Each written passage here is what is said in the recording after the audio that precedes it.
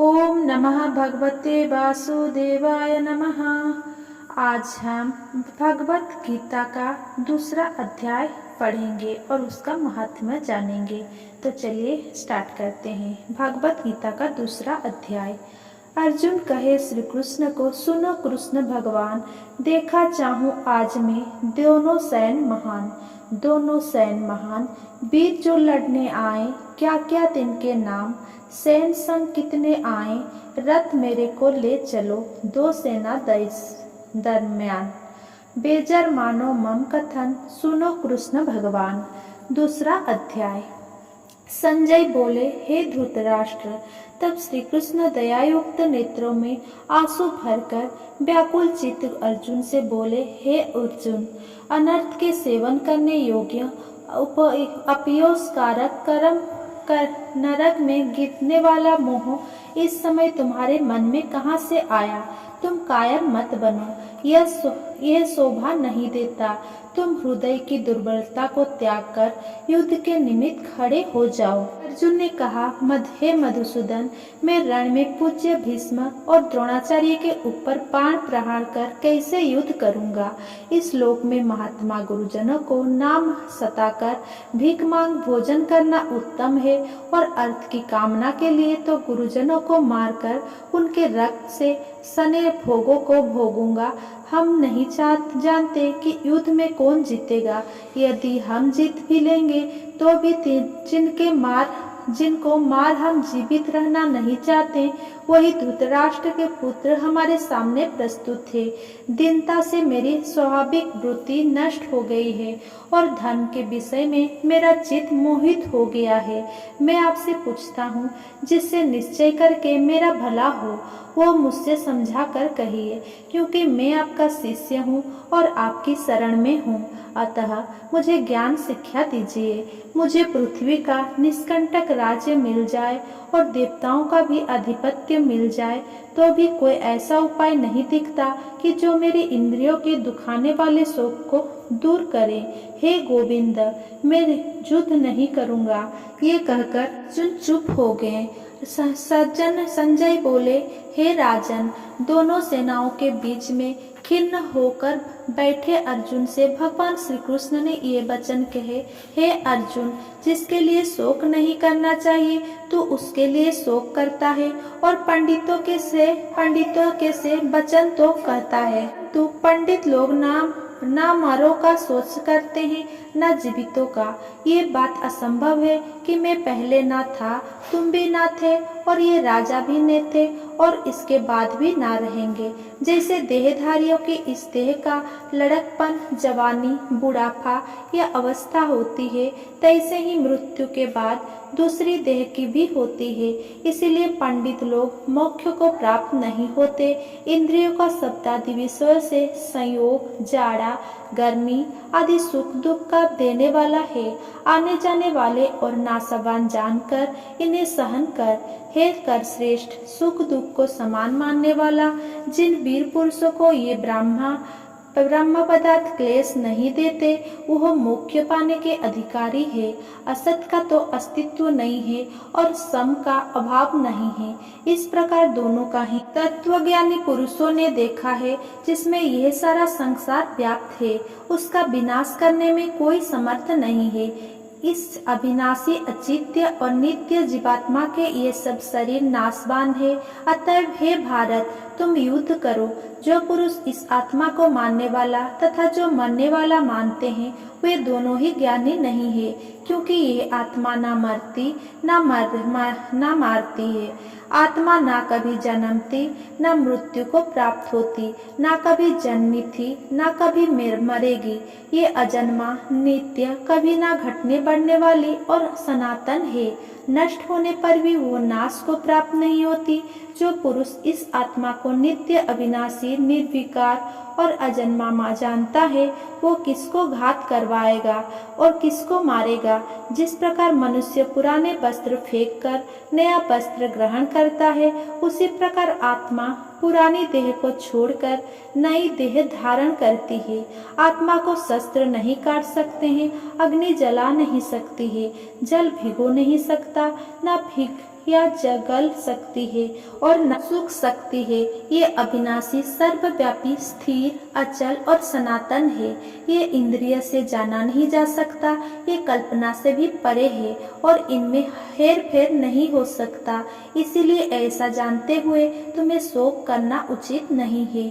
महाबाहो, यदि तुम इस आत्मा को नित्य जन्म लेने वाला मानते हो तो शोक नहीं करना चाहिए, क्योंकि जो जन्मा है उसकी मृत्यु है और जिसकी मृत्यु हुई है उसका जन्मा होना निश्चय है। अतः जो बात अनिवार्य है उसके लिए सोच करना व्यर्थ है।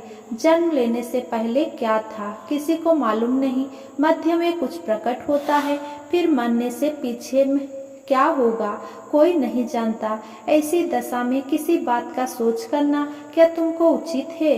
कोई मनुष्य तो इस आत्मा को आश्चर्य से देखता है, आश्चर्यवत वर्णन करता है, कोई आश्चर्यवत मानकर सुनता है, परंतु कोई देख कह तथा सुनकर भी भली प्रकार नहीं जानता है। सबके शरीर में यह आत्मा नित्य अविनाशी है। अतः सब प्राणियों के लिए को सोच करना उचित नहीं, अपने धर्म को भी सोचकर घबराना उचित नहीं है, क्योंकि क्षत्रियों का धर्म पूर्वक युद्ध से बड़ा और कुछ भला करने वाला नहीं है। हे पार्थ, बिना इच्छा किए स्वर्ग का द्वार रूप युद्ध तुमको स्वतः प्राप्त हुआ है। ऐसा सुअवसर भाग्यवान क्षत्रियों को ही मिलता है। यदि तुम अपने धर्म के अनुसार इस संग्राम को ना करोगे तो अपना धर्म और बड़ाई खो बैठोगी और पाप को प्राप्त होगे। सब लोग सदा तुम्हारी अपकीर्ति करेंगे और प्रतिष्ठा वाले पुरुषों के लिए अपयश का होना मृत्यु से भी बढ़कर है। ये महारथी समझेंगे कि अर्जुन डर कर संग्राम से हट गया, और तब जो लोग तुम्हारे पराक्रम की निंदा करते हुए अनेक तरह के दुर्वचन कहेंगे, इससे बढ़कर दुख तुमको क्या होगा। यदि युद्ध में नष्ट हो गए तो स्वर्ग के भागी होगे, जीतने पर पृथ्वी का राज्य करोगे। इसीलिए युद्ध के निमित्त दृढ़ प्रतिज्ञा होकर खड़े हो जाओ। सुख दुख, लाभ हानि, जय पराजय, इन सब को समान समझकर युद्ध के लिए तैयार हो जाओ। ऐसा करने से तुम पाप को प्राप्त नहीं होगे। हे पार्थ, यह ज्ञानोपदेश ज्ञान योग के विषय में तुझसे कहा गया। अब निष्काम कर्म योग के विषय में सुनो। जिस ज्ञान को पाकर कर्म बंधन से तेरी मुक्ति होगी। कर्मयोग मार्ग में एक बार प्रारंभ किए कर्म का नाश नहीं होता और विघ्न पड़ने पर भी शुभ फल तथा इस कर्म का केवल प्रारंभ ही संसार के भय से छुड़ाकर पूर्ण ब्रह्मा प्राप्त करता है। निश्चय करने वाली बुद्धि इस निष्काम कर्म में एक ही कामना वाले पुरुष की बुद्धि एकाग्र नहीं रहती, उसकी शाखा प्रशाखाएं होती है। ऐसी दशा में मनुष्य संदेह में रह जाता है। स्वर्ग सुख को ही जो उत्तम पुरुषार्थ समझते हैं, उनका कामनाओं से चित्त व्याकुल होने के कारण निश्चयात्मक बुद्धि से मुख्य साधन उत्पन्न नहीं होती, कारण कि उनका चित्त भोगादि में सदैव निमग्न रहता है। जिन मनुष्य का चित्त इस प्रकार मोह में लिप्त है और जिनकी आसक्ति भोग विलास और ऐश्वर्य में है, ऐसे पुरुषों के अंतकरण में निश्चयात्मक बुद्धि नहीं होती है। हे अर्जुन, वेद त्रिगुणात्मक सकाम है, तुम निष्काम हो जाओ। सुख दुख को समान जानकर नित्य खेम आदि स्वास्थ्यों में ना पड़कर धीरजवान और आत्मनिष्ठ हो जाओ। तुमको केवल कर्म करना चाहिए, तुम्हारे अधिकार में फल नहीं। तुम ना तो फल की अभिलाषा में काम करो और ना निकम्मे ही रहो। फल की आशा त्याग कर कर्म की सफलता और असफलता को समान समझकर तुम योगस्थ होकर कर्म करो। फल की इच्छा रखने वाले निकृष्ट होते हैं। निष्काम कर्म करने वाला पुरुष ईश्वर कृपा से इसी संसार में सुकृत तथा दुष्कृत इन दोनों ही का त्याग कर देता है। जो सब कर्मों में कल्याणकारक है, कर्म फल को त्याग कर ही बुद्धि युक्त ज्ञान पा पुरुष जन्म बंधन से हटकर मोक्ष को पाते हैं।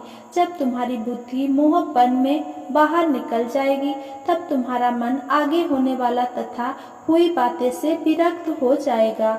अनेक स्तुति स्मृतियों के वचनों को सुनने से तुम्हारी बुद्धि भ्रमित हो गई। जिस समय वह निश्चल होकर आत्मा में स्थित होगी, तभी उसको तत्व ज्ञान प्राप्त होगा। अर्जुन ने पूछा, हे केशव, आत्मा स्वरूप में निश्चल बुद्धि वाला किसको कहा है? उनके लक्षण क्या है?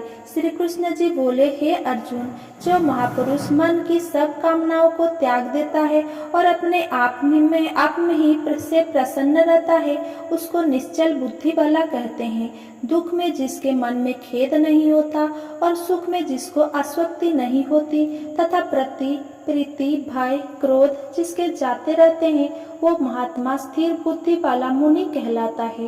जो सर्वत्र स्नेह करता है, जो शुभ पदार्थ प्राप्त होने पर हर्ष नहीं करता, अशुभ से अप्रसन्न नहीं होता, उसी को स्थिर बुद्धि जानना चाहिए। और कछुआ जैसे अपने अंगों को सिकोड़ लेता है, उसी तरह जो पुरुष अपनी इंद्रियों को विषय से हटाता है, उनकी बुद्धि स्थिर जाननी चाहिए। हे अर्जुन, मोक्ष का प्रयत्न करने वाले विद्वान व्यक्ति को भी प्रबल इंद्रिया बलात्कार उसके मन को जीत लेती है। इसीलिए सब इंद्रियों को विषय से रोक मेरे विषय तत्पर हो जावे। जिसने इंद्रियों को बस में कर लिया है, उसकी बुद्धि निश्चल है। जो पुरुष विषयों के ध्यान में रहता है, उससे उसकी प्राप्ति हो जाती है। प्राप्ति होने से कामना होती है, इच्छा के पूर्ण ना होने से क्रोध से अविवेक होता है, अविवेक से स्मरण शक्ति नष्ट हो जाती है, स्मरण शक्ति के नष्ट होने से बुद्धि क्षय हो जाती है। जिसकी बुद्धि का नाश हुआ, वो विनाश को प्राप्त होता है। जो पुरुष राग द्वेष से रहित हो, इंद्रियों के विषय में सुख का अनुभव करता है और अपने मन को बस में रखता है, वो शांति को प्राप्त होता है। शांति मिलने पर सब दुखों का नाश होता है।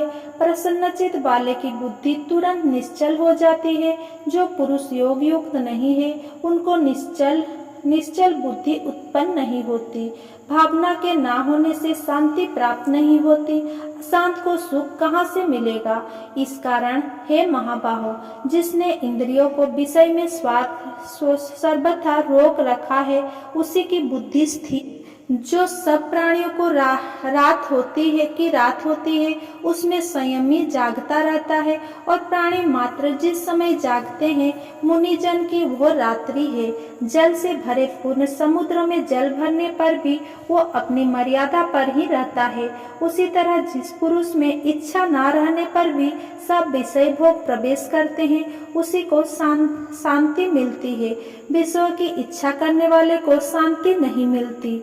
जो पुरुष सब कामनाओं को छोड़कर इच्छा रहित हो विचारता है, ममता अहंकार जिसमें नहीं है, वो शांति को प्राप्त होता है। हे पार्थ, ब्राह्मी स्थिति यही है। ऐसी स्थिति मिल जाने पर प्राणी फिर मोह में नहीं फंसता और अंत समय में निर्वाण प्राप्त होता है। दूसरे अध्याय का महत्व। श्री नारायण जी बोले, हे लक्ष्मी, दक्षिण देश में एक पूर्ण नाम नगर था। वहाँ एक देव सुशर्मा बड़ा धनवान रहता था। वो साधु सेवा करता था। जब साधु सेवा करते हुए 7 दिन बीते, तब एक बाल नाम ब्रह्मचारी आया। उसकी बहुत सेवा की और विनय की, हे संत जी, कृपा कर मुझे श्री नारायण जी के पाने का ज्ञानोपदेश करो। तब वो ब्रह्मचारी बोले, मैं तुझे गीता जी के दूसरे अध्याय का पाठ सुनाता हूँ। जब देव सुशर्मा ने कहा, श्री गीता जी के दूसरे अध्याय को सुनने से कोई आगे भी मुक्त हुआ है? बाल ने कहा, मैं तुझे प्राचीन कथा सुनाता हूँ, श्रवण करो। एक अयाली वन में बकरियां चराता था। एक दिन रात को अयाली बकरियां लेकर घर को चला। मार्ग में एक सिंह बैठा था। एक बकरी सबसे आगे जाती देखकर सिंह भाग गया। तब अयाली ये देख बड़ा आश्चर्यचकित हुआ और मैं भी वहां आ खड़ा हुआ।